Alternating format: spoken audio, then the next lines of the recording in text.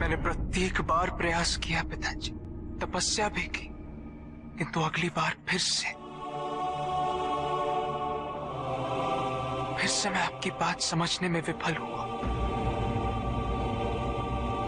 इसका क्या कारण है पिताजी? जिस मन पर शब्दों का आक्रमण हो, वो मन तो निरंतर एक खोज में खोया रहता है। कभी शास्त्रों में, कभी पर्वतों पर, कभी समुद्र के किनारे, तो कभी तीर्थ स्थलों पर, कभी मंदिरों में, कभी वन में। किंतु जो वो खोज रहा होता है वो कभी मिलता नहीं, क्योंकि मन तो अभी भी स्थिर नहीं। वो व्यक्ति जहां भी रहे पुत्र, जहां भी जाए और जहां भी खोजे। तुमने भी सदैव शब्दों पर ध्यान दिया है कार्तिक, भले ही वो मेरे शब्द हो या किसी और की।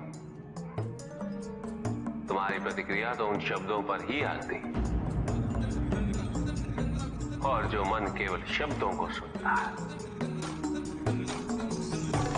वो उसके निहित अर्थ से स्वयं वंचित रह जाता। शब्दों की सत्यता को समझने के लिए, उनकी अनुभूति के लिए, मन में शांति के साथ साथ रिक्तता भी अनिवार्य है, शून्यता भी अनिवार्य है। मन में इतना स्थान होना चाहिए पुत्र कि वो शब्दों के परे पहुंचने की यात्रा कर सके। किंतु मन कभी शून्य नहीं रहता, रिक्त नहीं रहता। वो सोचता है कि शब्दों का आधिक्य ही ज्ञान अर्जन है, शब्दों से ही ज्ञान है, इसलिए शब्दों का संचय करता रहता है। मन ये नहीं जानता कि परम ज्ञान तो शब्द अतीत है, एक अनुभूति जिसे शब्दों से बांधना असंभव है। शब्दों का अपना मूल्य क्या है कार्तिक? कुछ भी नहीं। जब भी कोई ईश्वर का नाम लेता है तो क्या ईश्वर मात्र एक शब्द में ही सीमित हो जाते? नहीं, यहां शब्द सत्य नहीं,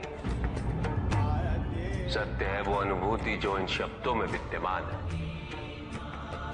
यदि शब्द ही सत्य होते तो मात्र भोजन कह देने से व्यक्ति की क्षुधा शांत हो जाती। इसीलिए माता शब्दों की नहीं पुत्र,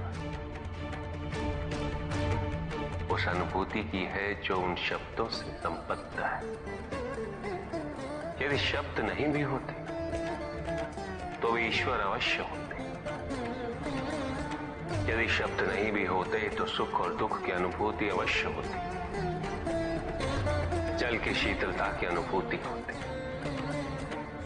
सूर्य की ऊष्मा और चंद्र की शीतलता की अनुभूति होती, प्रेम की अनुभूति होती। किंतु यदि अनुभूतियां ना हो तो शब्द निरर्थक है। शब्दों से तृप्त हो जाना ज्ञान का अंत है,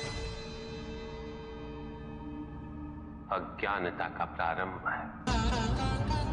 ज्ञानी वही है जिसके पास अनुभूतियां, अनुभव हो, और उसके लिए मन को शांत व रिक्त तो करना ही पड़ेगा पुत्र।